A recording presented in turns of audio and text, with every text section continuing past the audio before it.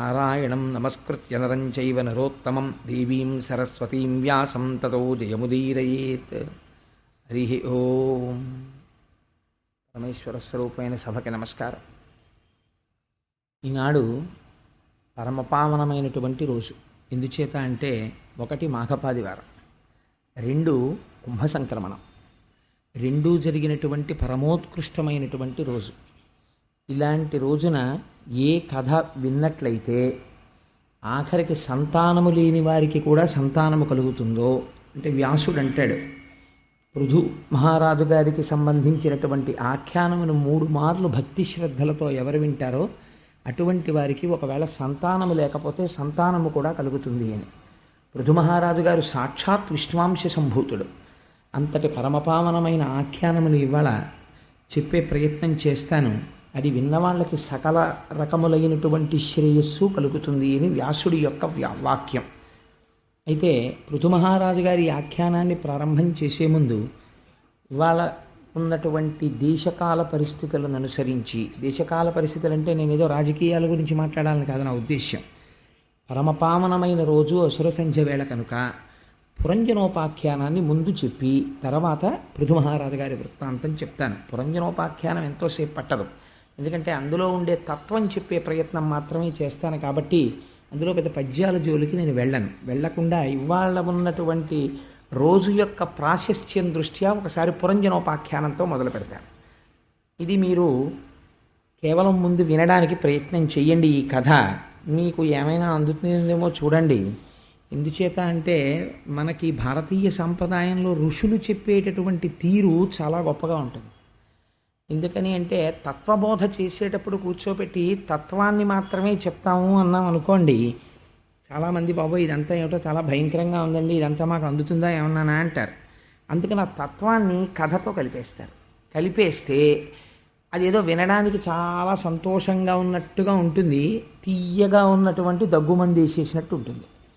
అందుకని నారదుడు ప్రాచీన బర్హి అనబడేటటువంటి ఒక మహారాజుకి ఈ పురంజనోపాఖ్యానాన్ని వివరించాడు. అది ఎందుకు వివరించవలసి వచ్చింది అంటే, ప్రాచీన బర్హి కేవలం ఈ శరీరమే శాశ్వతం అనుకుని, తాను ఈ భూమి మీద శాశ్వతంగా ఉండిపోతాననుకుని, తాను ఎటువంటి మార్గములో సంపాదించినా తనని అడిగేవారు ఎవ్వరూ లేరనుకుని ఒక రకమైన అజ్ఞానములో జీవితాన్ని గడిపేస్తుంటే, చాలా తొందరగా అతనికి జ్ఞానోదయం కల్పించడం కోసం మహాత్ముడైనటువంటి నారదుడు పురంజేయుడికి చెప్పినటువంటి కథకే పురంజనోపాఖ్యానము అని పేరు. అది ఎంత చిత్రంగా ఉంటుందంటే, ప్రాచీన బర్హి దగ్గరికి వచ్చి ఒకనాడు నారదుడు చెప్తాడు, నేను నీకు ఒక విషయం చెప్తాను, జాగ్రత్తగా విను. పూర్వకాలంలో పురంజనుడు అనబడేటటువంటి ఒక రాజు ఉండేవాడు. ఆయన తాను నివసించడానికి యోగ్యమైనటువంటి కోట, తాను నివసించడానికి యోగ్యమైనటువంటి రాజ్యము, వీటిని అన్వేషిస్తూ బ్రహ్మాండములన్నిటా తిరిగాడు. ఎన్నిటినో చూశాడు, కానీ ఏవి నచ్చలేదు. అబ్బాయి ఇది నాకు బాగుండదు, ఇది నాకు బాగుండదని ఏదో అద్దెకి ఇంట్లో దిగేవాడు 4 ఇళ్ళు అద్దెకి చూసుకున్నట్టు, భార్యని స్వీకరించేవాడు 20 పెళ్లి చూపులు చూసినట్టు ఆయన అనేకమైనటువంటి స్థావరములను చూశాడు. చూసి ఇవేం నాకు నచ్చలేదన్నాడు. చిట్ట చివర హిమవత్ పర్వతము యొక్క దక్షిణ కొస దగ్గర ఉన్నటువంటి ఒక దుర్గమును చూశాడు. చూసి ఇది చాలా బాగుంది, నేను ఇందులో ప్రవేశిస్తాను అనుకున్నాడు.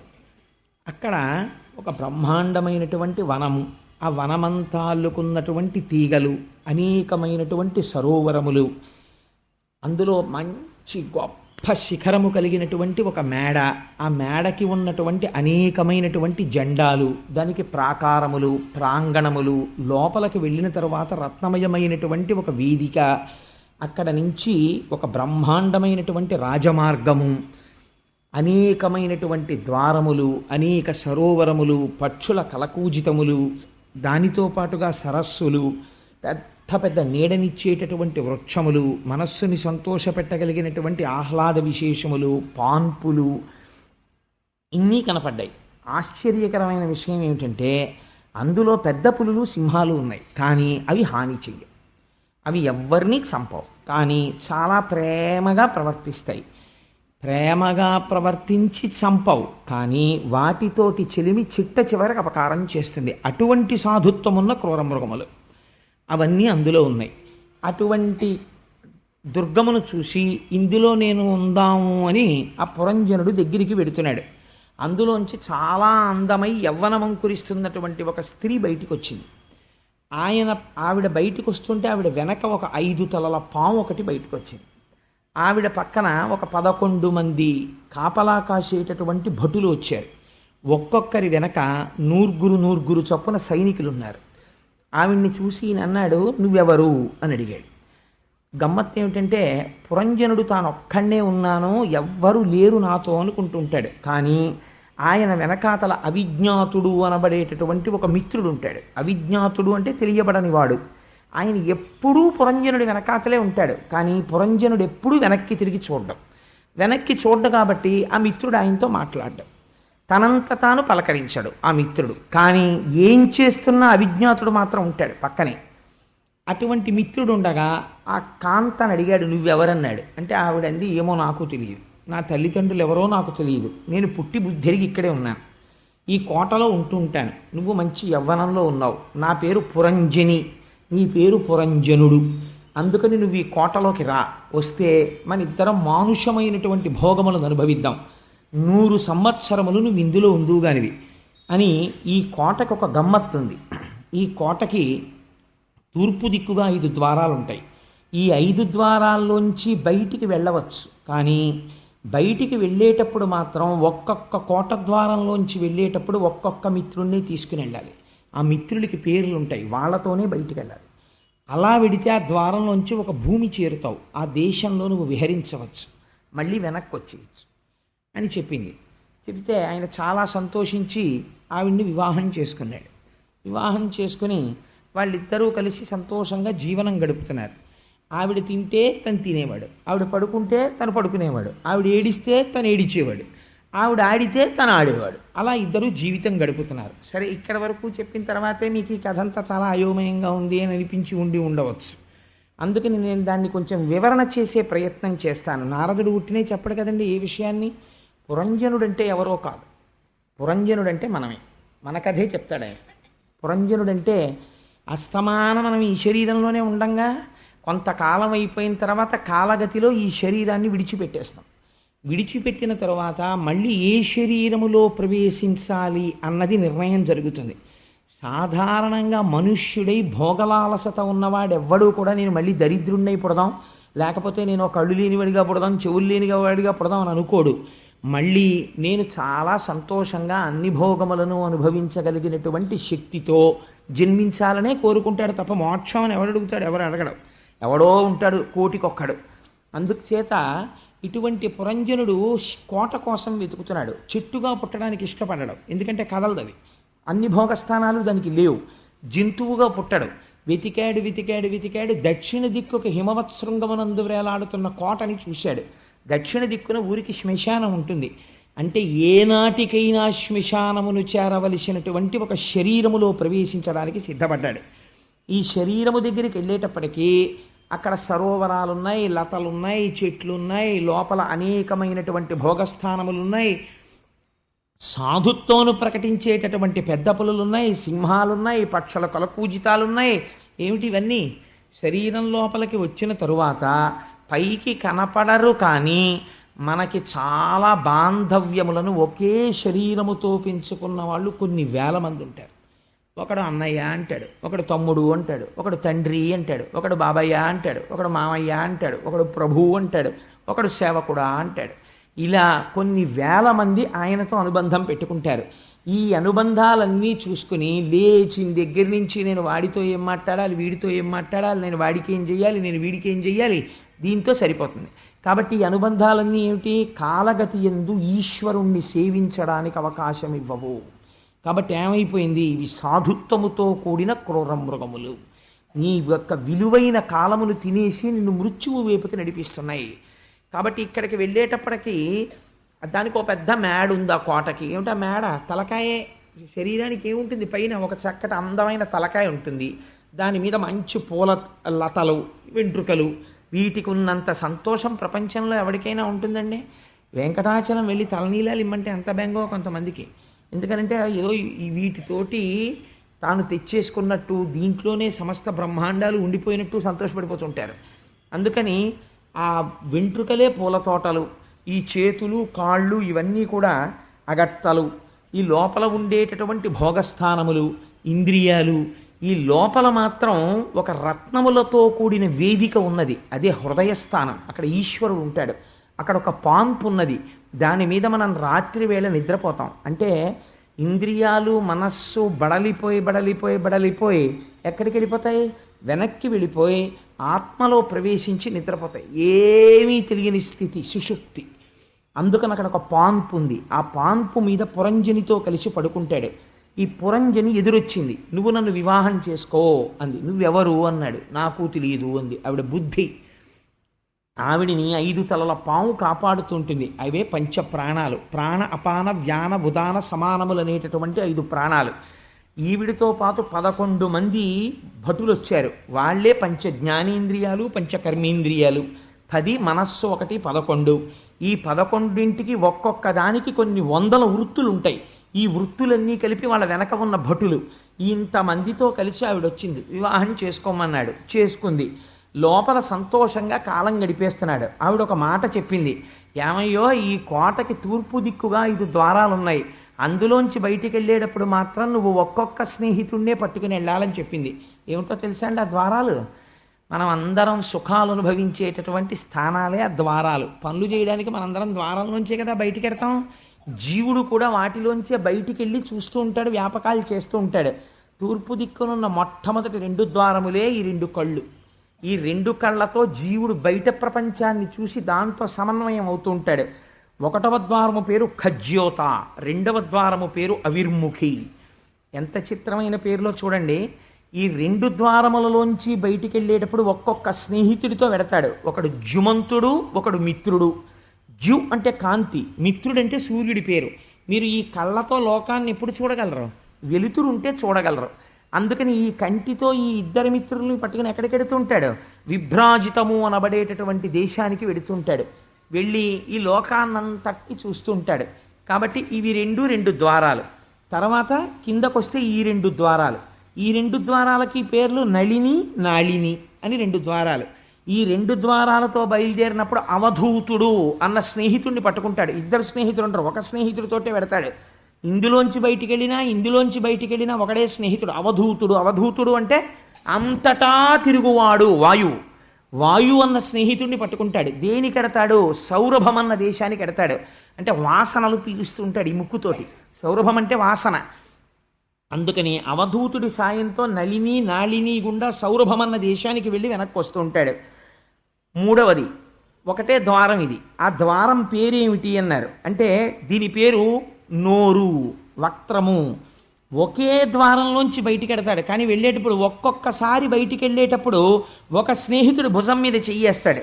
ఆయన పేరు రసజ్ఞుడు. ఒక్కొక్కసారి బయటికి వెళ్ళేటప్పుడు రసజ్ఞుడిని నువ్వు వద్దులేరా అంటాడు అని విపణుడు అన్న ఆయన్ని పిలిచి ఆయన భుజం మీద చెయ్యేస్తాడు. చెయ్యేసి వెడుతుంటాడు. ఎక్కడికి ఎడతాడు? రసజ్ఞుడితో వెళ్ళినప్పుడు బహూదకము అన్న దేశానికి ఎడతాడు. విపణుడు అన్న ఆయనతో వెళ్ళినప్పుడు ఆపణము అన్న దేశానికి ఎడతాడు. అంటే ఏమిటో తెలుసా అండి? నోటితో రసజ్ఞుడు అంటే ఒక్కొక్కసారి పండు, కాయి, అన్నం, చక్కెర పొంగలి, పులిహార నోట్లో పెట్టుకుని రుచిని తెలుసుకుంటూ ఉంటాడు. అదే రసజ్ఞుడు అంటే ఆ మిత్రుడితో వెడతాడు. ఒకటే ద్వారం, 2వ దానికి ఉపయోగపడుతుంది. అది దేనికి అంటే విపణుడితో వెళ్ళి ఆపణం చేస్తాడు. ఆపణం అంటే మాట్లాడడం. పనికి మాలినవన్నీ మాట్లాడుతుంటాడు. ఈశ్వర సంబంధమైన విషయాలు తప్ప మిగిలిన అక్కర్లేనివన్నీ మాట్లాడతాడు. అందుకని ఆపణము మాట్లాడుచుండుట. ఒకే ద్వారంలోంచి 2 మిత్రులతో కలిసి వెళ్ళి చేస్తూ ఉంటాడు. ఆ తర్వాత కుడి పక్కన ఒక ద్వారం ఉంది. దీని పేరు పితృహౌ. అంటే ఇది కుడిపక్క చెవి. దీంతో ఏం చేస్తాడు? ఈ చెవి ఈ ద్వారంలోంచి బయటికి వెళ్ళినా ఈ ద్వారంలోంచి బయటికి వెళ్ళినా ఒకడే స్నేహితుడితో వెళ్ళాలి. ఆయన పేరు శృతిధరుడు అంటే వేదం. దీంతో వెళ్ళినప్పుడు ఎక్కడికి ఎడతాడు? పాంచాల రాజ్యానికి ఎడతాడు. అంటే వేదంలో పూర్వభాగమైనటువంటి కర్మలను చేసి ఇక్కడ సుఖాలు కోరుతాడు, పైలోకాలలో స్వర్గాది సుఖములను కోరుతాడు. పుణ్యం అయిపోయాక కిందకి తోహేస్తారు. అందుకని వేదమునందు చెప్పబడిన పూర్వభాగములలో చెప్పబడినటువంటి సుఖములను కోరడానికి పాంచాల రాజ్యానికి ఈ ద్వారంలోంచి బయటికి ఎడతాడు శృతిధరుడితో. చాలా కాలమైన తర్వాత ఒక గొప్ప గురువు దొరికితే అప్పుడు మాత్రమే ఈ ద్వారంలోంచి బయటికి వస్తాడు. ఇప్పుడు కూడా శృతిధరుడి మీదే చెయ్యేసుకుని బయటికి వస్తాడు. కానీ ఉత్తర పాంచాల రాజ్యానికి ఎడతాడు. ఉత్తర పాంచాల అంటే నివృత్తి మార్గం. సుఖములు కోరుకోడు, కేవలం ఈశ్వరుణ్ణి చేరుకుంటాను, నాకు అది చాలంటాడంటే మోక్షాన్ని కోరుకుంటాడు. అది వేదము యొక్క ఉత్తర భాగం. అందుకని ఎడమ చెవి అనబడేటటువంటి ద్వారంలోంచి వెళ్ళినప్పుడు మోక్షాన్ని కోరుతాడు. ఆ తర్వాత ఉత్తరాన్నించి వెళ్ళేటటువంటి ద్వారానికి దేవహు అని పేరు. అలాగే తూర్పుకి తిరిగి ఈ కోటకి కింద భాగంలో ఒక ద్వారం ఉంది, అదే మూత్రద్వారం. దాని పేరు దుర్మధుడు. అక్కడ మదాన్ని కల్పించేటటువంటి ఆవేశం ఉంటుంది. ఆ ద్వారంలోంచి బయటికి వెళ్ళినప్పుడు దుర్మధుడి భుజం మీద చెయ్యేస్తాడు. చెయ్యేసి ఒక సుఖమనబడేటటువంటి సామ్రాజ్యాన్ని చేరుతాడు. ఏమిటా సామ్రాజ్యము? గ్రామికము. పశువులు కూడా పొందుతున్న సుఖమేదో ఆ సుఖాన్ని పొందుతున్నాడు. అందుకని గ్రామికమైనటువంటి దేశానికి వెడతాడు. పడమటన అంటే వెనక భాగమునందు ఒక ద్వారం ఉంది, మలద్వారము. అందులోంచి బయటికి ఎడతాడు. లుబ్ధకుడు. లుబ్ధకుడు అంటే ఉన్నదాన్ని బయట పెట్టడు, అసలు లోపలే కూర్చుని ఉంటుంది, బలవంతంగా తోస్తే బయటికి ఎడుతుంది. అందుకని దాని పేరేమిటి? వైశసము. రెండు రకాలుగా వెడుతుంది. అలా బయటికి వెళ్ళేది మలద్వారం ఒకటి. రెండవది నేను వెళ్ళను, నేను వెళ్ళను, నేను వెళ్ళను అని జీవుడు పట్టు కూర్చుంటాడు. ఈ పురాన్ని బలవంతంగా తీసేస్తారు ఇందులోంచి. అంత పేచీ పెట్టి శరీరం మీద, తన భోగముల మీద, తన ఐశ్వర్యం మీద కాంక్ష పెంచుకున్న వాణ్ణి తరిమి తరిమి తరిమి ఇదే శరీరంలో అధోభాగమున ఉన్నటువంటి అపానవాయు మార్గం గుండా వెళ్ళిపోతాడు. అలా వెళ్ళిపోతే వైశసము అనేటటువంటి భయంకరమైన నరకంలో యాత్ర మొదలు పెడతాడు. అందుకని అధోభాగము గుండా వెడతాడు. అందుకని ఈ ద్వారాలు ఉన్నాయి. ఇవి కాకుండా తన రాజ్యమునందు ఎందరో ఉన్నారు ప్రజలు. కానీ పురంజనుడు మాత్రం ఎప్పుడూ ఇద్దరు కళ్ళు లేని వాళ్ళు ఉన్నారు, పుట్టుకతో అంధులు వాళ్ళు. వాళ్ళిద్దరి భుజాల మీద చేతులు వేస్తాడు. వేసి వాళ్ళతో కలిసి వెడుతుంటాడు. ఒక ఆయన భుజం మీద చెయ్యేస్తాడు, ఆయన తీసుకెడుతుంటాడు. ఈయన్ని కళ్ళు లేనివాడు, ఆయన నడిపిస్తే ఈయన నడుస్తూ ఉంటాడు. అలా తీసుకెళ్లేటటువంటి ఆయన్ని నిర్వాక్ అని పిలుస్తారు. ఇంకొక ఆయన ఉంటాడు, ఆయనకి కళ్ళు ఉండవు. వీళ్ళిద్దరినే భుజాల మీద చేతులేసి చేస్తాడు విషయాలన్నీ. ఆయన పేరేమి అంటే పేషస్కృత్. ఆయన భుజం మీద చెయ్యేసి ఆయన ఏం చేయమంటే చేస్తూ ఉంటాడు. అలా వాళ్ళిద్దరికీ కళ్ళు ఉండవు. వాళ్ళిద్దరు ఎవరు అంటే కాళ్ళు ఉన్నాయి. కాళ్ళకి కళ్ళు ఎక్కడ ఉంటాయండి? వీటికి కన్నాలేమి ఉండవు. ఇంకా ఈ కన్నములు ఇక్కడ వరకే రంధ్రములతో కూడిన భాగం ఉంటుంది, ఇంకిక్కడి నుంచి రంధ్రాలు ఉండవు. అందుకని రంధ్రములు లేనటువంటి కాళ్ళు గుడ్డివి. ఎక్కడికి వెళ్ళమంటే అక్కడికి వెడతాయి. భాగవతం వినడానికి వెళ్ళు వెడతాయి, దేవాలయానికి వెళ్ళు వెడతాయి, చూడకూడని ప్రదేశమునకు వెళ్ళు వెడతాయి. అందుకని వీటికి కళ్ళు లేవు, ఎక్కడికి తీసుకెళ్ళమంటే అక్కడికి వెళ్ళిపోతాయి అంతే. అందుకని వీటితో వెడతాడు. ఇంకొక దాని మీద చెయ్యేసి ఇంకో అంధుడి మీద వాడు చెప్పినవి చేస్తూ ఉంటాడు. చేతులు, వీటికి కన్నాలు ఉండవు. ఏం చేయమంటే అవి చేస్తాయి అంతే. ఇవి ఈశ్వర పూజ చెయ్యి చేస్తాయి, ప్రసాదం బుచ్చుకుంటాయి, నమస్కారం చెయ్యి చేస్తాయి, దిక్కుమాల పనులు చేయి చేస్తాయి.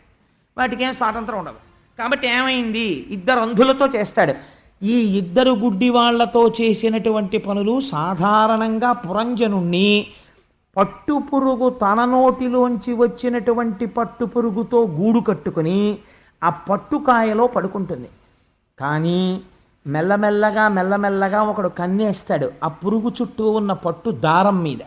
కన్నేసిన వాడు పట్టుకాయ కోసి లోపల ఉన్న పురుగుని పైకి తీయడానికి దారాన్ని కోసేస్తే ముక్కలవుతుందని, పురుగు చచ్చిపోవాలి, దారం దక్కాలి. అందుకని మరుగునీళ్లలోకి పట్టుకెళ్ళి ఈ పట్టుకాయలు వేసేస్తాడు. లోపల ఉన్న పురుగు తాను కట్టుకున్న గూటిలో తాను ఉడికి చచ్చిపోతుంది. అప్పుడు తీసుకెళ్ళి ఒక కండికి పెట్టి దారాన్ని ఒలిచేసుకుంటాడు, ఈ కాయల్ని కాకులకి విసిరేస్తాడు. అలా తాను చేతులతో చేసినటువంటి దుష్కర్మల చేత తానే బంధింపబడుతుంటాడు. అందుకని ఇద్దరు గుడ్డి వాళ్లతో తిరుగుతున్నాడు. ఇటువంటి వాడు విషూచినుడు అనబడేటటువంటి వాడితో అంతఃపురంలో భార్యాబిడ్డలతో ఎప్పుడూ సుఖాలు అనుభవిస్తూ ఉంటాడు. ఇటువంటి వాడు ఒక రోజున ఒక గుర్రం ఎక్కాడు. తన పక్కన 11 మంది సేనాపతుల్ని పెట్టుకున్నాడు. అంటే 10 ఇంద్రియాలు, ఒక మనస్సు పెట్టుకుని దానికి ఒకటే కళ్ళెం, ఒకడే సారథి. అంటే స్వప్నమునందు విహరిస్తున్నటువంటి జీవుడు జాగృతిలో లేచి ఉండగా తాను ఏ పనులు చేస్తున్నాడో అవే స్వప్నంలో కనపడతాయి. అందుకని ఆ రథం ఎక్కి తాను చంపవలసినవి చంపకూడనివి కూడా చంపేశాడు. అంటే చెయ్యవలసినవి చెయ్యకూడనివి కూడా చేశాడు. ఇప్పుడు చెయ్యకూడనివి చంపకూడని వాటిని చంపాడు. ఇప్పుడు ఇవన్నీ పగపట్టి ఇనప కొమ్ములు ధరించి కూర్చున్నాయి. నువ్వు కోట్లోంచి ఈ మాట బయటికి రా, నీ పని పడతామన్నాయి. అంటే చెయ్యకూడని పనులు పాపములై కట్టి కొడపడానికి సిద్ధపడుతున్నాయి జీవుడి శరీరంలోంచి బయటికి వస్తే. ఇప్పుడు అటువంటి స్థితిలో తిరిగి ఇంటికి వచ్చాడు. భార్యని చూశాడు. అయ్యో నిన్ను విడిచిపెట్టి వెళ్ళిపోయాను, నాకు ఎంత బెంగగా ఉందో, నువ్వు బాగున్నావా అన్నాడు. ఆవిడ అలకాగృహంలో ఉంది. అంటే మళ్ళీ సాత్విక బుద్ధి ఎందు ప్రవేశించాడు. ఇలా ఉండగా ఉండగా ఉండగా ఉండగా కొన్నాళ్ళకి ఆవిడ చాలా పెద్దదైపోతోందేమో అని అనుమానం వచ్చిందంటే బుద్ధి ఎందు స్మృతి తగ్గుతోంది మెల్లిమెల్లిగా. ఆవిడేం చేసిందంటే వీడికి అనుమానం రాగానే ఒక రోజున స్నానం చేసి ఉజ్వలము అన్న వస్త్రం కట్టుకుని వచ్చింది. ఆ బోమ ఆవిడికి యవ్వనం తరగడం ఏమిటనుకున్నాడు, మళ్ళీ కౌగిలించుకున్నాడు. ఉజ్వలము అంటే తన బుద్ధి ఎందు తనకి భ్రాంతి, అన్నీ మర్చిపోతుంటాడు, ఒక్కటి జ్ఞాపకం ఉండదు. దీపం వెలిగించడం మర్చిపోయి పూజ చేసేస్తాడు, బొట్టెట్టుకోవడం మర్చిపోయి సంధ్యావందనం చేసేస్తాడు, ఒక్కొక్కటి మర్చిపోతున్నాడు. అయినా నా అంతవాణ్ణి నేను అంటుంటాడు. ఇటువంటి స్థితిలో మెల్లమెల్లగా ఇలా జరుగుతుంటే చండవేగుడు అనబడేటటువంటి ఒక గంధర్వుడు చూశాడు. ఈ కోటని స్వాధీనం చేసుకోవాలనుకున్నాడు. ఆయన దగ్గర 360 మంది మగ సైన్యం, 360 మంది ఆడ సైన్యం ఉన్నారు. 360 మంది మగ సైన్యం తెల్లగా ఉంటారు, 360 మంది ఆడ సైన్యం నల్లగా ఉంటారు. అంటే రాత్రులు నలుపు, పగళ్ళు తెలుపు. వీళ్ళే శుక్లపక్ష కృష్ణపక్షాలుగా ఉంటారు. వీళ్ళు ఎప్పుడూ కలిసి ఉంటారు. వీళ్ళు వచ్చి కోటని బద్దలు కొడదామని చూశారు, అంటే శరీరాన్ని పడగొడదామని చూశారు. ఈలోగా వీళ్లతో పాటు కాలకన్య కలిసినది. కాలకన్య అంటే కాలస్వరూపమైనటువంటి ఈశ్వరుడే. ఈ కాలకన్య వివాహం చేసుకోవాలి అనుకుంది. ఆవిడెవరూ వివాహం చేసుకోవడానికి ఇష్టపడలేదు, ఎవ్వరూ ఒప్పుకోవట్లేదు. బ్రహ్మజ్ఞాని కదా, ఈయనకి ఏం బాధ ఉంటుంది, ఎవరినైనా చేసుకుంటాడని నారదుడు కనపడితే ఓ రోజున అడిగింది, నన్ను పెళ్లి చేసుకోంది. అంటే ఆయన అన్నాడు, నాకు నువ్వు అక్కర్లేదు, నేను చేసుకోనన్నాడు.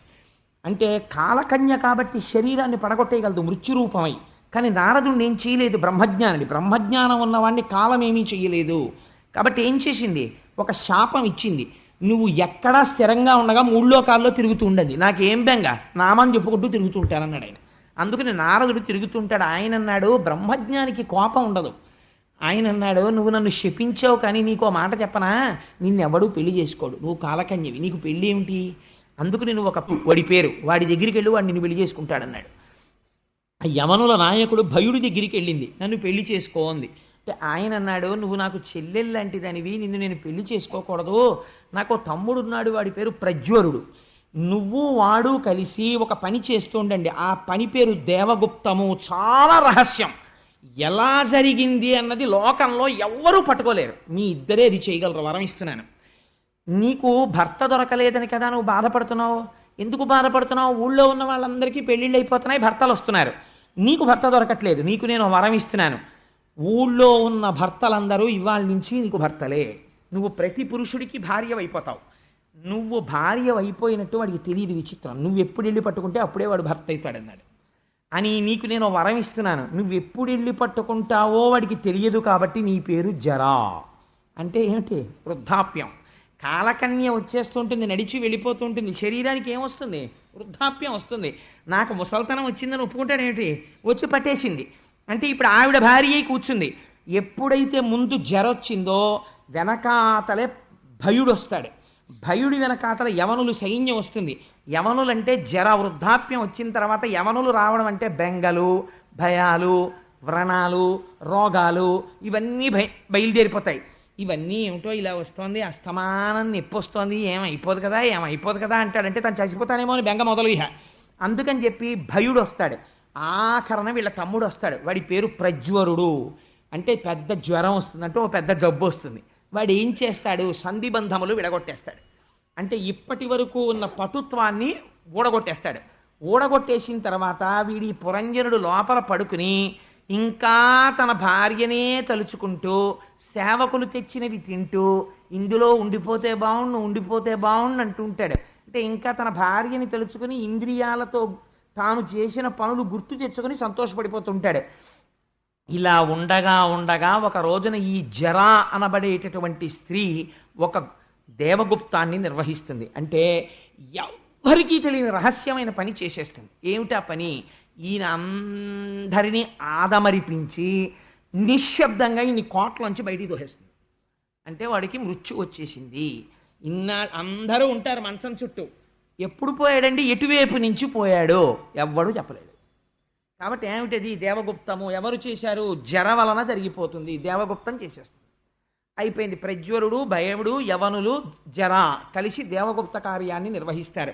ఆఖరణ పురంజయుడు బయటికి వెళ్ళిపోతున్నప్పుడు 5 పడగల పాము బయటికి వెళ్ళిపోయింది. అంటే ప్రాణ అపాన వ్యాన ఉదాన సమానములనేటటువంటి 5 ప్రాణములు కూడా వెళ్ళిపోయాయి. ఇప్పుడు ఈ కోట ఏమైపోయింది? శిథిలం అయిపోయింది. ఇప్పుడు దీన్ని ఎవరు ఆక్రమించారు? ఇంకో కోట వెతుక్కుని మళ్ళీ వెళ్ళిపోతారు. వీళ్ళందరూ ఓ కోట శిథిలం అయిపోతే దాన్ని పట్టుకోరు. ఆ దిక్కుమాలనాడు పోయాడని మళ్ళీ ఇంకో కోటకు పోతారు. ఆ కోట వాడిని పట్టుకుంటారు. అందుకని ఈ కోట ఏమైంది? అగ్నిహోత్రంలో పడిపోయింది, కాలిపోయింది పురంజనుడి కోట. ఇది విన్నావా ప్రాచీన బర్హి? నీకేమైనా అర్థమైందా అని అడిగాడు. అడిగితే ప్రాచీన బర్హి అన్నాడు, అంటే ఈ వ్యాఖ్యానం చేయకుండా చెప్తే ఏమిటో మీరు చెప్పారు కానండి, ఆ పేర్లు ఏమిటి, ఆ ద్వారాలు ఏమిటి, ఆ మిత్రులు ఏమిటి, ఆ పురంజని ఏమిటి, కాలకన్య ఏమిటి, భయుడు ఏమిటి, ప్రజ్వరుడు ఏమిటి, అసలు ఏమిటండి అల్లరి అన్నాడు. అంటే ఇదిగో ఇప్పుడు చేసినటువంటి వివరణమే చేశాడు. చేసిన తరువాత ఆశ్చర్యపోయి, అయ్య బాబోయ్, మనుష్య జీవితం అంటే ఇలా ఉంటుందా? కాబట్టి నేను ఉత్తర క్షణం ఏం చెయ్యాలి అని అడిగాడు. నువ్వు చెయ్యగలిగినది ఒకటి భాగవత సహవాసము, భగవంతుని పట్ల అనురక్తి, ఈ 2 పెంచుకో అని ప్రాచీన బర్హి నారదుడికి ఉపదేశం చేస్తాడు. అది పరమ పవిత్రమైన ఆఖ్యానము. కథారూపంలో ఉంటుంది, కానీ గొప్ప రహస్యాన్ని ఆవిష్కరిస్తుంది. మీరు మనవల్ని దగ్గర కూర్చోబెట్టుకుని 15 రోజులు చెప్పడానికి కథ బాగా సరిపోతుంది. ఎందుకని అంటే మీరు ఒక్కొక్కటి చెప్పి ఇదేమిటో నువ్వు చెప్పు చూస్తానని కొంచెం వయస్సు వస్తున్నటువంటి పిల్లల్ని అడిగితే వాళ్ళకి వేదాంతములందు ప్రవేశము లభిస్తుంది. లభించి నిజమే కదా అని వైరాగ్యానికి బీజములు పడడం ప్రారంభమవుతుంది. అంత గొప్ప ఆఖ్యానం. సరే, ఇవాళ కుంభ సంక్రమణం జరిగినటువంటి పరమ పవిత్రమైన రోజు కదా అని ఈ ఆఖ్యానంతో ప్రారంభం చేశాను. ఇప్పుడు పృథూపాఖ్యానాన్ని చెప్పడానికి ప్రయత్నం చేస్తాను. ఒకానొక సమయంలో ఈ దేశాన్ని అంగరాజు గారు పరిపాలిస్తుండేవాడు. ఆయన మహాధార్మికుడు. కేవలము ధర్మానుష్ఠానము తప్ప ఎన్నడూ అధర్మము చెయ్యనివాడు. అటువంటి అంగరాజు ఒకసారి అశ్వమేధయాగం చేస్తున్నాడు. అశ్వమేధయాగం చేస్తూ దేవతలందరినీ పిలిచి హవిస్సులు ఇస్తున్నారు. ఈ రోజుల్లో అంటే మనం స్వరం చెప్పేయడం, మంత్రం చెప్పేయడం, అందులో చెరువు వేయడం అంటే పదార్థాన్ని తయారు చేసిన దాన్ని వేస్తారు, హవిస్సు అంటారు. అది వేస్తే వాళ్ళు వచ్చారు, తిన్నారో నమ్మకం అంతే. కానీ ఆ రోజులలో దేవతల్ని పిలిస్తే స్వాహా అంటే ఆ దేవత వచ్చి ఎదురుగుండా కూర్చుని అగ్నిముఖంగా పుచ్చుకుని నోట్లో వేసుకుని వెళ్ళేవారు. అందుకని అక్కడ ఉన్నటువంటి ఋషులు మంత్రములతో ఆవాహన చేస్తున్నారు దేవతల్ని. ఒక్క దేవత రావట్లేదు. ఏ ఒక్క దేవత రాకపోతే ఆశ్చర్యపోయాడు అంగరాజు. ఆశ్చర్యపోయి, అదేమిటండి మీరు స్వరంతో మంత్రములతో దేవతల్ని ఆవాహన చేస్తున్నారు, ఒక్క దేవత హవిస్సు పుచ్చుకోవట్లేదు, అగ్నిహోత్రంలో పడిపోతోంది అంతే. ఎందుచేత ఇలా జరిగింది అని అడిగాడు. అడిగితే ఋషులు అన్నారు, మా యొక్క స్వరమునందు కానీ వేదము స్వరప్రోక్తము, స్వరంతో పిలవాలి వేదం. అందుకని స్వరప్రోక్తమైనటువంటి వేదము యొక్క స్వరమును అనుసరించి మేము పిలిచాం, రావాలి దేవతలు తప్పకుండా. కానీ రావడం లేదంటే నీ యందు అప్రసన్నులై ఉన్నారు. నీ యందు అప్రసన్నతతో ఉండడానికి నువ్వెక్కడో ఏదో దోషం ఉండాలి నీలో. నీ యందు దోషమున్నది అనడానికి నీ చరిత్రని పరిశీలిస్తే నీ యందు ఎక్కడా దోషము లేదు, నువ్వు ధర్మమూర్తివి. అయినా దేవతలు రావడం లేదు. రాజా, ఏదో దోషము లేకుండా దేవతలు రాకుండా ఉండరు. కాబట్టి ఏ దోషం ఉన్నది అని విచారణ చేస్తే అంగమహారాజు గారు అపత్య దోషంతో బాధపడుతున్నాడు. అంటే ఆయనకి సంతానం లేదు. అందుచేత యజ్ఞములో వారిచ్చిన హవిస్సులు తీసుకోవడానికి దేవతలు రాలేదు. కాబట్టి ఇప్పుడు నీకు ఉత్తర క్షణం సంతానం కలగాలి. నీవు చేసినటువంటి పాపములు గత జన్మలలోవి ప్రతిబంధకంగా ఉండడం వల్ల ఈ జన్మలో నీకు సంతానము కలగడం లేదు. ఇప్పుడు ఈ ప్రతిబంధకాన్ని తీసేయాలంటే దానికి ఏమిటి నివారణోపాయం? ప్రపంచంలో మహానుభావుడైనటువంటి శ్రీమన్నారాయణుడు ప్రసన్నుడు కావాలి. అందుకని శ్రీమన్నారాయణుణ్ణి ప్రసన్నం చెయ్యడానికి మేము వేరే యాగం చేస్తాం. ఆ యాగము చేత శ్రీ మహావిష్ణువు తృప్తి పడితే నీకు సంతానము కలుగుతుంది అన్నారు. అంటే సరే యాగము చెయ్యమన్నాడు. ఆ యాగం చేశారు. యాగము పూర్తవగానే అంటే భగవంతుని యొక్క అనుగ్రహము అంటే ఎలా ఉంటుందో చూడండి, ధర్మశాస్త్రం అంటే ఎంత నిక్కచ్చిగా ఉంటుందో చూడండి. యాగము పూర్తవగానే అందులోంచి బంగారు వస్త్రములను ధరించి చిత్ర విచిత్రములైన మాలలు వేసుకుని చేతిలో బంగారు కలశములు పట్టుకుని ఒక పురుషుడు యజ్ఞగుండంలోంచి ఆవిర్భవించాడు. ఆవిర్భవించి, అంగరాజా, ఈ పాయస పాత్రలో ఉన్నటువంటి పదార్థమును నీ భార్య చేత తినిపించు, నీ ధర్మపత్ని చేత తినిపించు, నీకు అపత్య దోషం పోయి సంతానము కలుగుతుంది అన్నారు.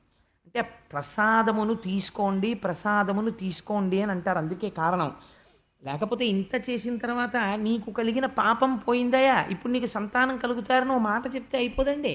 మళ్ళీ ఈ పాయసాలు ఇవ్వడం, ఈ పాయసాలు తినడం, రామాయణంలో అయితే మళ్ళీ దీన్ని ధర్మబద్ధంగా విభాగం చేయడం, నలుగురు పిల్లలు పుట్టడం, ఎందుకంటే ఇంత అల్లరి?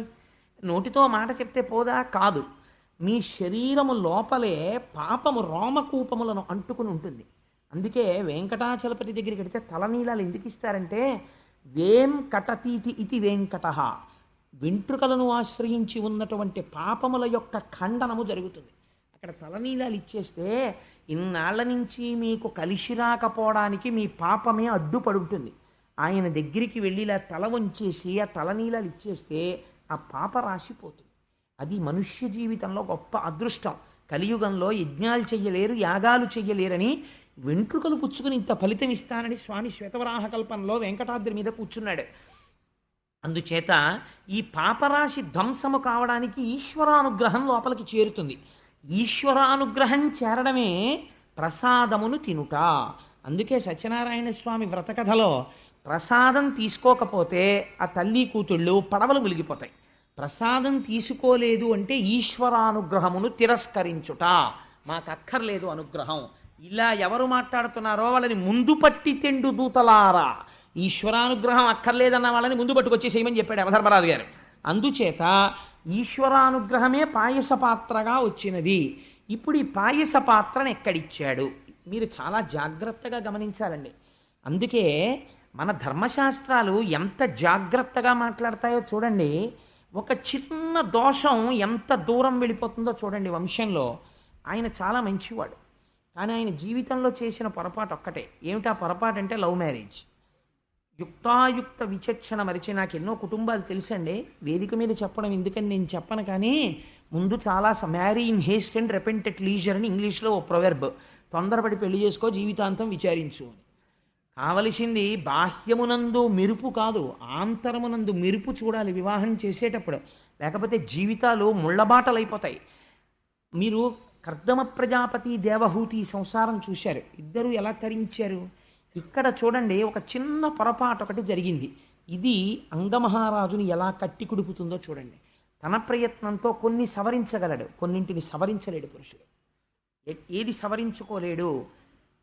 తొందరపడి బాహ్యమునందు కనపడినటువంటి అందాన్ని చూసరి శాశ్వతం అనుకుని ఇంటికి తెచ్చుకుంటే సంస్కార రహితమైతే నాశనమైపోతాడు పురుషుడు.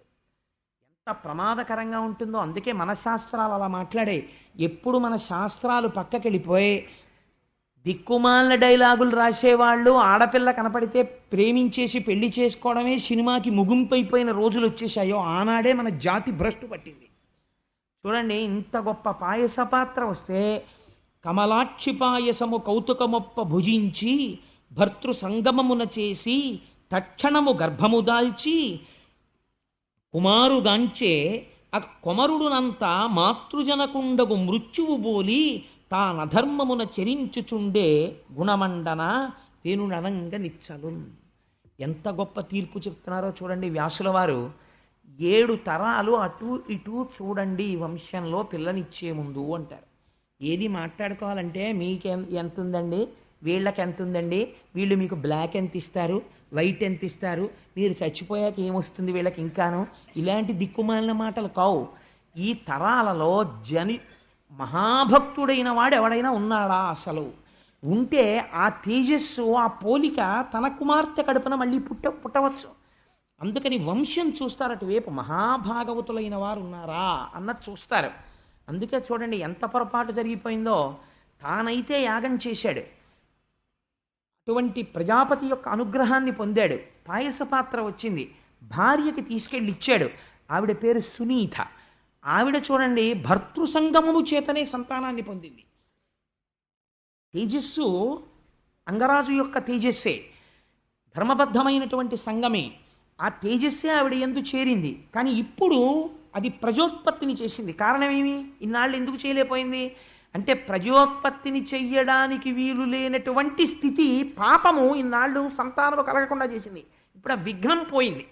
కాబట్టి ఇప్పుడు సంతానము కలగడానికి కావలసిన యోగ్యత సిద్ధించింది. కానీ క్షేత్రశుద్ధి జరగలేదు. క్షేత్రమునందు దోషం ఉంది. క్షేత్రమునందు దోషముండి విత్తనము గొప్పదైనా మొక్క మొలవదు. మొలిచిన కావలసినన్ని కాయలు పళ్ళు పండవు. ఊసర క్షేత్రమునందు పడిపోయిందనుకోండి, విత్తనం పడిపోతే క్షేత్రము యొక్క లక్షణము కూడా చెట్టు యందు ప్రవేశిస్తుంది. చీడపీడలతో ఉంటుంది, సమృద్ధితో ఉండదు సస్యం. ఏమి జరిగింది? ఎంత నిర్దాక్షిణ్యంగా మాట్లాడుతుందో చూడండి భాగవతం. పెళ్ళి నా ఇష్టం అన్న మాట ఎంత ప్రమాదమో ఆ తర్వాత ఎంత ఏడుస్తాడో చూపిస్తాను. అంగరాజు చాలా ధార్మికుడే. ఏం జరిగింది? ఆయనకి వివాహము చేసినప్పుడు మృత్యువు యొక్క కుమార్తె అయిన సునీధనిచ్చి వివాహం చేశారు. సునీధ గొప్ప మంత్రశక్తి కలిగినటువంటి తల్లి. ఆవిడ యందు దోషం లేదు. కానీ ఒక దోషం వచ్చింది. ఎక్కడి నుంచి వచ్చింది? ఆవిడ తల్లిగారు, ఆవిడ యొక్క తండ్రి గారు మృత్యువు. అందుచేత ఒకరిని మృత్యు అనేటటువంటిది ఎవరికి సంతోషకారకం కాదు కదండి. అందుకే అసలు ఎవరు ఇంట్లో దక్షిణ దిక్కుకి తిరిగి నమస్కారం చేయరు. కారణం ఏంటంటే దక్షిణ దిక్కుకి తిరిగి చేసిన నమస్కారం యమధర్మరాజు గారికి చెందుతుంది.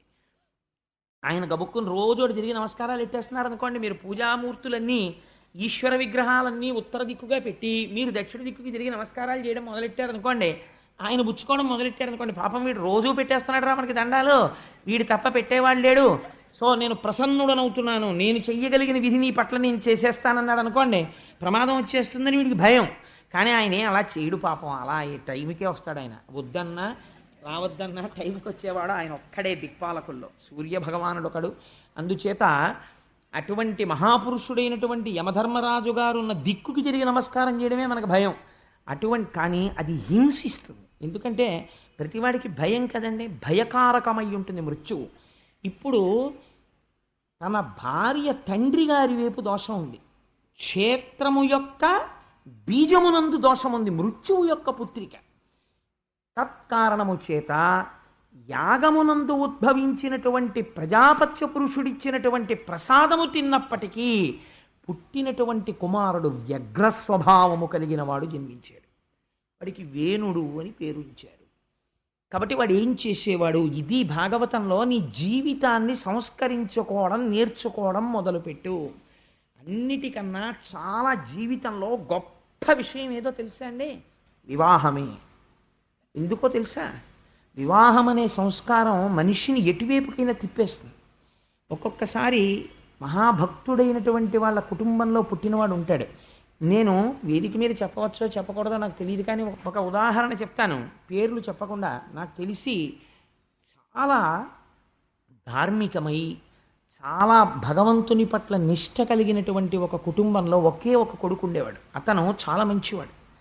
అతనికి వెతికి వెతికి వెతికి వెతికి వెతికి 175 పెళ్లి చూపులు చూసి ఒక అమ్మాయిని తెచ్చి పెళ్లి చేశారు. ఇంత సౌందర్య రాశి లేదు, ఇంత గొప్పది లేదని. వివాహం అయిపోయిన వారం రోజులకి ఆ అమ్మాయి భర్తతో ఏమందో తెలుసా అండి? I hate A man like you, కనీసం సిగరెట్ కాల్చడం నీకు చేత కాదా అని అడిగింది. ఆవిడ పోరు పడలేక వాడు సిగరెట్ కాల్చడం నేర్చుకున్నాడు. ఆ తర్వాత ఏమిటే ఇప్పుడే సంధ్యావందనం పూజ, వాట్ ఈజ్ ఆల్ దిస్? ఏమిటి what is all this non sense? ఇంట్లో సరదాగా లిక్కర్ పార్టీకి వెళ్ళాలి, యవ్వనం అనుభవించాలి, నువ్వు తాగు నేను తాగుతాను, సంతోషంగా గడపాలి మనం. ఏమిటివన్నీ? ఈ ఫోటోలు ఏమిటి, ఈ ఏడే విష్ణుమూర్తి బ్రహ్మ ఏమిటివన్నీ? 4 పక్షులు అలాంటివి పట్ల పెట్టుకుందాం ఇంట్లో చక్కగానే. యవ్వనానికి దీప్తి కల్పించే ఉండాలి. క్రమక్రమంగా ఇవాళ ఆయన ఏ స్థితికి చేరాడో తెలుసా అండి? తన తల్లి మరణిస్తే తల్లిగారి శవాన్ని 4 శవవాహకులు పట్టుకుని తీసుకెళ్లేటటువంటి వైదిక ప్రక్రియను తను అంగీకరించలేదు. పక్షులు తింటే కడుపు నిండుతుంది, అలా చెయ్యాలి, నేను సముద్రపు ఒడ్డున పారేస్తానన్నాడు. అంటే అలా చెయ్యొద్దని చెప్పి బంధువులందరూ ప్రాధేయపడి ఆవిడికి అంత్యేష్టి సంస్కారం నిర్వహించారనుకోండి, ఎంతమంది ఏమన్నా ఇవాళ తను మాత్రం ఆ స్థాయిలోనే ఉన్నాడు. ఎందువలన? ఒకవేళ నేను చెప్పిన వృత్తాంతమును తెలుసున్న వాళ్ళు ఎవరైనా ఉంటే ఈ సభలో వాళ్ళ కుటుంబము వద్ద ప్రస్తావన చేయకండి, బాధపడతారు. కాబట్టి ఎందువల్ల ఇంత మార్పు వచ్చింది చెప్పండి నాకు. ఒక భార్య వల్ల వచ్చేసింది. అదే మీరు తులసీదాస్ గారిని తీసుకోండి. తులసీదాస్ గారు భార్యా సంగమానికి అర్ధరాత్రి వేళ అరణ్యంలో బయలుదేరి పరిగెత్తుకుంటూ వెళ్ళి పావుని పట్టుకుని పైకెక్కాడు మేడ మీద. కావిడంది, నా మీద నీకున్న భ్రాంతిలో 1,00,000 వంతు ఈశ్వరుడి మీద ఉంటే తరించిపోదురా అంది. తులసీదాస్ గారు మహాభక్తుడైపోయాడు. సో వివాహం అనేటటువంటిది, జీవిత భాగస్వామి అనేటటువంటిది చాలా జాగ్రత్తగా ఉండాలండి. ఆడపిల్లకి సంస్కారం ప్రయత్నపూర్వకంగా నేర్పాలి తల్లిదండ్రులు. లేకపోతే ఇక్కడ కొంతకాలం ఉంటుంది, పర్వాలేదు, వీళ్ళ సౌమ్యం పోయిందండి, ఏం చేసినా హర్షిస్తారు. ఎందుకంటే తల్లిదండ్రులన్న ఆపేక్ష ఉంది కాబట్టి. ఆ ప్రేమ చేత నువ్వు ఊరుకుంటావు, నాశనం చేసేస్తుంది ఇంకో వంశం దగ్గరికి వెళ్ళి. అక్కడికి వెళితే ఏం చేయడం వచ్చు? వంట పేడాబోయరి రాకపోతే ఒక మహాత్ముడు వస్తే ఏం మాట్లాడాలో తెలియదు, ఎలా పెట్టాలో తెలియదు. ఒక మహాత్ముడి ఇంటికి దేవతార్చనకు వస్తే ఆయన చేతిలో పరిశేచనం చేయడానికి నీళ్లు ఎన్ని మాటలు పొయ్యాలో తెలియదు, తనకు మడిబట్ట కట్టుకోవడం అంటే ఏమిటో తెలియదు, మాఘపాదివారం వస్తే సూర్యనారాయణమూర్తికి ప్రసాదం ఎలా పొంగించిందో తెలియదు. అందుకే కూతురు చెడుగైన మాత తప్పు, తల్లిదే తప్పు అంతే. తల్లి దగ్గర పెట్టుకొని నేర్పి తీరవలసిందే సంస్కారాన్ని. ఈవిడ నేర్పని కారణానికి వేరొక వంశం నాశనం అయిపోతుంది అవతల వైపు. నీ పిచ్చ ప్రేమ హద్దులో ఉండాలి. నీ కూతురి యందు నీకు ప్రేమ ఉంటే దానికి ఒక అవధి ఉండాలి, దానికి ఒక నియతి ఉండాలి, దానికి ఒక మర్యాద ఉండాలి. అంతేకాని విచ్చలవిడితనం ఆడదానికి నేర్పితే వేరొక వంశం నాశనం అయిపోతుంది. ఆడది సంస్కారం నేర్చుకుంటే వేరొక పురుషుడు కూడా మారిపోవచ్చు. పురుషుడు కూడా అంతే, స్త్రీ పట్ల అంతే మర్యాదగా ఉండాలి. అంతటి ఔన్నత్యంతో జీవితాలు గడపాలని మనకి భాగవతం బోధ చేస్తోంది. ఎంత గొప్ప విషయాన్ని వ్యాసుడు ప్రతిపాదన చేస్తున్నాడో చూడండి. అందుచేత ఇటువైపు నుంచి ఉన్నటువంటి దోషమునకు ఏమైనది, వేణుడు వ్యగ్రతతో జన్మించినాడు కాబట్టి ఏం చేసేవాడు, అది జన్మత వచ్చిన బుద్ధి, అది బోధకి మారడం కూడా చాలా కష్టం. అది ఇంకా పుట్టుకతో వచ్చిన బుద్ధి పుడకలతో పోతుందంతే ఇంక మళ్ళీ. కాబట్టి ఏమైంది, నిష్కారణంగా వేటకెళ్ళిపోయేవాడు ప్రతిరోజు. వెళ్ళిపోయి కుందేలు పిల్లల దగ్గర నుంచి లేళ్ళు జింకల వరకు చంపేసేవాడు. ఆ చంపడంలో అర్థం లేదంటే ఇంకా వ్యగ్రత. ఒకటి చచ్చిపోతుంటే తనకు ఆనందం, తను తిరిగి వచ్చేస్తుంటే పిల్లలందరూ క్రీడా మైదానంలో ఆడుకుంటూ ఉండేవారు. ఆడుకుంటుంటే బడిత పట్టుకుని పిల్లల్ని చచ్చిపోయే వరకు కొట్టేసేవాడు. పిల్లలు చచ్చిపోయేవారు, సంతోషంగా ఇంటికి వెళ్ళిపోయేవాడు. ఎందుకని మాతామహుడి వైపు నుంచి వచ్చేసింది పోలిక. వచ్చేయడంలో అందుకే 7 తరాలు చూస్తారండి. మళ్ళీ అటువంటి చీడ పురుగు మళ్ళీ పుట్టే అవకాశం ఉంటుంది. కాబట్టి తాను చేసిన పాపం తనతో ఆగదు, తర్వాత తన పిల్ల మనవలు మునిమనవలు ఇంతమంది పాడై చరిత్రే వక్రీకరింపబడిపోతుంది. చాలా జాగ్రత్త సుమా. జీవితం అంటే ఏమిటో అనుకుంటున్నావు, హ్యాండిల్ విత్ కేర్ జీవితమే అన్నది చూపిస్తున్నాడు వ్యాసుడు. కాబట్టి ఏమైంది, ఇలాంటి పిల్లవాడిని రోజు దగ్గర కూర్చోబెట్టుకుని అంగరాజు ధర్మబోధ చేసేవాడు. ఒరే నాయనా, లేక లేక పుట్టావు, పుత్రకామేష్టి చేశాను, చేస్తే పుట్టినవాడివి, నీ దురంతములు వినలేకపోతున్నాను. ప్రతిరోజు రాజ్యంలో ఉన్న వాళ్ళు వచ్చి మా పిల్లల్ని చంపేశాడని చెప్పడమే, ఇదేమి ప్రారంధం రా, ఇలా చెయ్యకని చెప్పేవాడు. ఈయన చెప్పడం, కనుబొమలు ఎగరేసేవాడు. తండ్రి పట్ల మర్యాద ఉండేది కాదు, గౌరవం ఉండేది కాదు. మళ్ళీ తెల్లవారి లేవడం, మళ్ళీ పాపకృత్యాలు చేయడం. ఒకరోజు రాత్రి తండ్రి ప్రాణం విసిగిపోయింది. వైరాగ్యం కమ్స్ లైక్ ఫ్లడ్ అంటే ఇదే. ఒకరోజు భార్య కొడుకు నిద్రపోతున్నారు.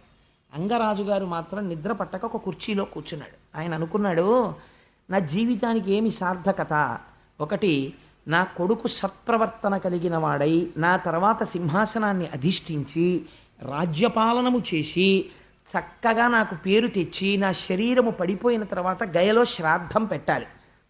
అలా వాడన్నా నన్ను ఉద్ధరించాలి. కొడుకుండాలని అందుకు కోరుకుంటారు. దిక్కుమాలిన కొడుకు ఉంటే అంత, ఊడిపోతే అంత, అలాంటి కొడుకు లేకపోతే నష్టమేం లేదు.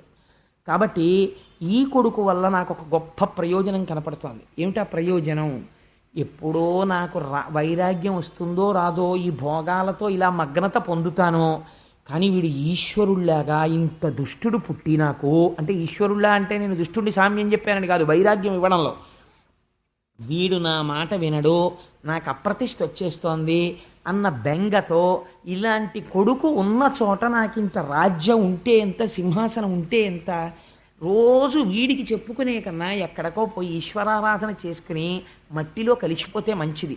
కాబట్టి ఇంకా నేను ఈ కొడుకు, నా కొడుకు వీడిని చంపలేను. ఎందుచేత అంటే ఉన్నదొక్క నలుసు. వీణ్ణి రేపొద్దున్న రాజుని చేయలేను, యవరాజ్య పట్టాభిషేకం చేసి వానప్రస్థానికి వెళ్ళలేను, ప్రజలకి తీసుకొచ్చి ఒక బందిపోటు దొంగనప్పజెప్పినట్టు అయిపోతుంది. అందుకని వీడికి యవరాజ్యం ఇవ్వలేను, ఇవ్వకుండా ఉందామంటే కుదరదు. ఇంత చిత్తక్షోభ పడే కన్నా మనము విరాగులమై అరణ్యమునకు వెళ్ళిపోదాం అని చెప్పి ఒక రాత్రి వేళ అన్ని భోగములు కలిగినటువంటి అంతఃపురాన్ని, తన భార్యని, తన బిడ్డని విడిచిపెట్టి గురువులకు కూడా చెప్పకుండా తానొక్కడే కాలినడకన నడిచి అరణ్యంలోకి వెళ్ళిపోయాడు. ఇప్పుడు చెప్పండి, దుర్మార్గుడైన కొడుకు జన్మిస్తే ఎంత సన్మార్గుడైన తండ్రి అయినా ఎంత బాధపడ్డాడో ఆలోచించండి. అది అంగరాజు యొక్క పొరపాట, ఎంత మాత్రమూ కాదు. కానీ ధార్మికుడు శిక్షింపబడినాడు. దేని వలన? క్షేత్రము యొక్క జనన కారణమైన బీజమునందున్న దోషము చేత తాను శిక్షింపబడ్డాడు. ఎలా ఉంటాయో చూడండి వివాహాలంటే. ఆయన అడవికి వెళ్ళిపోతే మర్నాడు పొద్దున్న అంతఃపురంలో రాజు కనపడలేదు. కనపడకపోతే అక్కడ ఉన్నటువంటి గురువులు చూశారు, ఋషులు చూశారు, మహర్షులు చూశారు. అరెరే కనపట్టలేదు రాజు, రాజు లేకపోతే రాజ్యం క్షోభిస్తుంది, కాబట్టి మనం ఉత్తర క్షణం రాజుని తీసుకురావాలని చెప్పి అరణ్యాలలోకి వెళ్ళి వెతికారు. ఎక్కడ వెతికినా రాజు కనపడలేదు. తిరిగి వచ్చేశారు. వచ్చేసి ఇప్పుడు ఉన్నవాడెవరు? ఉత్తరాధికారి రాజకుమారుడు వేణుడే కనుక ఏమో చూద్దాం, ఈశ్వరుడి అనుగ్రహం, మనమెందుకు ఆయన కొడుకు రాజు కాకుండా మనం అడ్డుపడాలి? ధర్మం తెలుసున్నవాడు ధర్మంతో ప్రవర్తించాలి, కాబట్టి పట్టాభిషేకం చేద్దాం. మార్పు రాకపోతే అప్పుడు మనం చూద్దాం ఈయన విషయం అని చెప్పి ఆయన తల్లిగారైనటువంటి సునీధతో మాట్లాడి ఈ వేణుడికి పట్టాభిషేకం చేశారు. వేణుడికి పట్టాభిషేకము చేసిన తర్వాత ప్రజల యొక్క పరిస్థితి ఎట్లున్నది అనడానికి పోతన గారు ఒక గొప్ప ఉదాహరణ చెప్పారు. ఒక కర్ర యొక్క కన్నములలో చాలా కాలము నుంచి చీమలు ఆవాసం చేస్తున్నాయి అనుకోండి. ఆ కర్రకి అకస్మాత్తుగా రెండు వైపులా అగ్నిహోత్రం అంటుకుంది అనుకోండి. ఇప్పుడు ఈ చీమలు ఎటువైపు నుంచి పారిపోతాయి? అలా వేణుడు రాజు అయిన తర్వాత ఇటు రాజు వైపు నుంచి బాధ, అటు క్రూరుల వైపు నుంచి బాధ. వీడికి స్నేహితులు వాళ్ళే. అందుకని ఇద్దరూ కలిపి ప్రజల్ని నలిపేస్తున్నారు. ఎక్కడ లేని బాధ పడిపోతున్నారు. యజ్ఞయాగాది క్రతువులు లేవు. ఎవరైనా ఎక్కడైనా యజ్ఞం చేసినా యాగం చేసినా వెంటనే వాళ్ళని శిక్ష వేసేవాడు. మీకెవరు రా ఈశ్వరుడు? రాజు ఈశ్వరుడు. కాబట్టి మీరు యజ్ఞం చేస్తే ఎవరి పేరు మీద చేయాలి? నాకు చెయ్యాలి యజ్ఞం. యాగం చేస్తే నాకు చెయ్యాలి. పూజ చేస్తే ఈశ్వర ప్రతిమలు అవి ఏం పనికిరావు. అందరూ కూడా వేణుని యొక్క చిత్రపటాలని ఇంట్లో పెట్టుకోవాలి, ఆయనకే ఆరాధన చెయ్యాలి. ఇదొక వెర్రి. అందుకని చెప్పి నాకే పూజలు చెయ్యండి అని తనకే ఒక పూజా విధానం నిర్మించేసుకుని ఉంటుంటాడు. ఇటువంటి బోధ మొదలుపెట్టాడు. ఎక్కడా యజ్ఞయాగాది క్రతువులు లేవు. యజ్ఞయాగాది క్రతువులు లేకపోతే ఏమవుతుంది మీరు ఆలోచించండి. మీరైనా ఒకటి ఆలోచించండి. నేను ఓ ఉద్యోగం చేస్తున్నాను. ఓ ఉద్యోగం చేస్తే నాకు 12 నెలలు అయ్యేటప్పటికీ సంవత్సరంలో ఏదో కొంత జీతం వస్తుంది. వస్తే నిర్దాక్షిణ్యంగా నాకు జీతం ఇచ్చిన ఆఫీసర్ ఎవరో, ఆ జీతం ఇచ్చిన ఆఫీసర్ గారే ఒక ఆయనతో లెక్క కట్టిస్తారు. ఈ కోటేశ్వరరావుకి ఎంత వచ్చిందా 12 నెలల్లోని? ఇంత వచ్చిందండి ఈయన జీతం. ఈయన ఆదాయపు పన్ను అని ఇంత వచ్చినందుకు ఇంత ట్యాక్స్ కట్టాలి, కోసే ఆయన జీతంలో అంటాడు. అప్పుడు నేను అది కట్టేటప్పుడు సంతోషంగా కట్టేయాలి. ఈశ్వరుడు నాకు ఇన్కమ్ ట్యాక్స్ కట్టగలిగినంత అదృష్టాన్ని ఇచ్చాడనమాట. అదొక క్రెడెన్షియల్ అనుకుని కట్టేయాలంతే. అంతేకాని నేను తిరగబడ్డాను అనుకోండి, నేను ట్యాక్స్ కట్టను. ఆయన ఏం చేస్తాడంటే ఛార్జ్ షీట్ ఇచ్చి ట్యాక్స్ కట్టని వాడు సిటిజన్గా కూడా కాదు, ఉద్యోగంలో ఉండడానికి వీలేదు, తీసేది, ఇన్కమ్ ఉండదు, ట్యాక్స్ కట్టక్కర్లేదు, వెళ్ళిపోయి ఇంటి కట్టాడు. కాబట్టి ఏమవుతుంది? మొత్తానికి మొదటికి మోసం వస్తుంది. యజ్ఞం చెయ్యడం, యాగం చెయ్యడం అంటే ఏమిటో తెలుసా అండి? అందుకే అది ఒక్క మన ధర్మంలోనే ఉంది. అగ్నిహోత్రానికి మీకు ఈ అనుగ్రహం అంతా, ఐశ్వర్యం అంతా ఎక్కడ నుంచి ఏ దేవతల వలన వస్తోందో ఆ దేవతలకి కృతజ్ఞత చెప్పుట. అందుకని మీరు మళ్ళీ హవిస్సు తెచ్చి అగ్నిముఖంగా వాళ్ళకి కృతజ్ఞత చెప్తారు. కృతజ్ఞత చెప్తే దేవతలు సంతోషిస్తారు. సంతోషిస్తే అందరూ సంతోషంగా ఉండేటట్టు లోక కళ్యాణకారకమైనటువంటి ఐశ్వర్యమును కురిపిస్తారు. ఇప్పుడు ఆయన ఏమంటున్నాడు? యజ్ఞయాగాది క్రతువులు చెయ్యవద్దంటున్నాడు. ప్రజల్ని పీడిస్తున్నాడు. ఇప్పుడు కోపం ఎవరికి వచ్చింది? భూదేవికి వచ్చింది. ఎందుకని? ఇక్కడే రహస్యం అండి. ఒక నామం ఒకటి ఉంది, అది శివనామాల్లో ఉంటుంది, విష్ణు సహస్రంలో ఉంటుంది. సర్వ శివస్థాన భూతాధిర్నిధిరవ్యయ. శర్వుడన్న పేరు శ్రీ మహావిష్ణువుకు ఉంది, శర్వుడన్న పేరు పరమశివుడికి ఉంది, శర్వాణి అన్న పేరు పార్వతీదేవికి ఉంది, శ్రీదేవి అన్న పేరు శ్రీ మహావిష్ణువు యొక్క భార్య అయిన లక్ష్మీదేవికి ఉంది.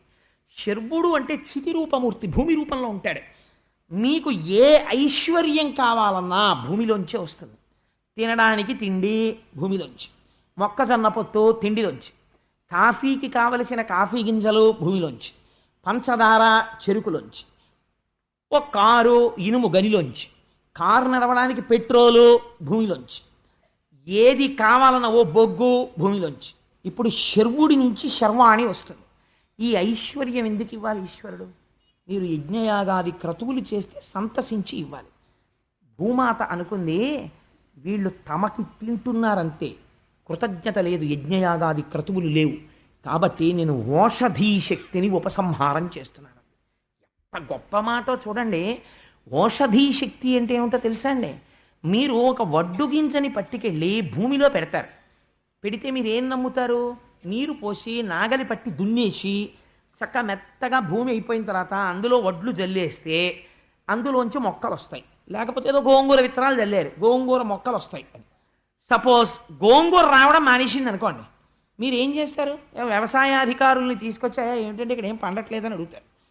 అసలు దేశంలో ఎక్కడా పండడం మానేసింది అనుకోండి, విత్తనాలు చల్లినా రావట్లేదు అనుకోండి, అప్పుడు అది ఏదో పెద్ద డిఫార్మిటీ కదండి, ఏదో తేడా వచ్చేసింది. భూమిలోంచి రావట్లేదు. భూమిలోంచి వచ్చాక పురుగులు పడితే ఏం చేయాలో చెప్తారు, లేకపోతే ఒక విత్తనం వేస్తే ఇన్ని ధాన్యం వచ్చేది ఏదో చెప్తారు. అంతేకాని అసలు భూమిలోంచి విత్తనాన్ని మొలకెట్టేట్టు చేసిన వాడు శాస్త్రజ్ఞుడు కాదు, ఈశ్వరుడు. అక్కడ మీ మేధకి పరిమితి ఉన్నది, అక్కడ మీరేం చేయలేరు, అక్కడ మీ శక్తి సరిపోదు. అలా అయితే చావే ఉండదు వైద్యులుండగా. మరి 1,000,000 మంది వైద్యులు కూడి వచ్చినా కానీ మరణమయ్యడి వ్యాధి మాంపలేరు. ఎందుకు ఆగట్లేదు? ఈశ్వరాజ్ఞ ఒకటి ఉంది, లేకపోతే మనుష్యుడు ఆగుతాడేంటి? అలాగే మీరు బయటికి వస్తున్నటువంటి ఫలాన్ని పెంచగలరేమో, లేకపోతే ఒక్క మొక్క వేస్తే ఇన్ని గింజలు వచ్చేది ఇన్ని గింజలు వచ్చేట్టు చేయగలరేమో, కానీ అసలు గింజలోంచి మొక్క వచ్చేటట్టు చేయడం మీ చేతిలో లేదు, ఈశ్వరానుగ్రహ రూపమైన మట్టిలో ఉంది. ఈ అనుగ్రహం నేను ఎందుకు ఇవ్వాలని అడిగింది మట్టి, భూమి. వాడు మళ్ళీ కృతజ్ఞత చెప్పాడా? యజ్ఞం చేశాడా? లేవు, యజ్ఞం లేదు, యాగం లేదు, తనకి తింటున్నాడు, దేవతలకి పెట్టకండి అంటున్నాడు. వీడికి నేను ఎందుకు ఇస్తాను? కాబట్టి ఈ మళ్ళీ పునరుత్పత్తి చేయగలిగిన ఓషధీ శక్తిని ఉపసంహారం చేసేస్తున్నాను. కాబట్టి జల్లుతాడు, మొక్కలు రావు. కాబట్టి ఇప్పుడు పంట ఎక్కడ ఉంటుందండి? లేదు. ఉన్నది ఏం చేస్తాడు? తినేస్తాడు. తినేసిన తర్వాత ఏమవుతుంది? ఆకలి చావులు మొదలైపోతాయి. ఉన్నవెన్నాళ్ళు సరిపోతాయి? ఓషధీ శక్తి భూమికి ఉంటేనే బతుకుతారు. ఇది కారణం. పృథివిని చూస్తే కంచి వెళ్ళి పృథివీలింగానికి అభిషేకం భారతీయులు ఎందుకు చేశారంటే, చేతకాని వాళ్ళై పాలు పట్టుకెళ్ళి పెరుగు పట్టుకెళ్ళి నెయ్యి పట్టుకెళ్ళి శివలింగాల మీద పోయి లేదు, పృథివీ యొక్క శక్తికి నమస్కారం చేశారు. చేసి ఇది ఈశ్వర శక్తి అని వాళ్ళు నమస్కరించారు. అలా దర్శించినది మన ఋషులొక్కరే. అందుచేతనే యజ్ఞయాగాది క్రతువులు వచ్చాయి. ఈ క్రతువులాగితే భూమికి కోపం వచ్చి ఓషధీ శక్తిని ఉపసంహారం చేసింది.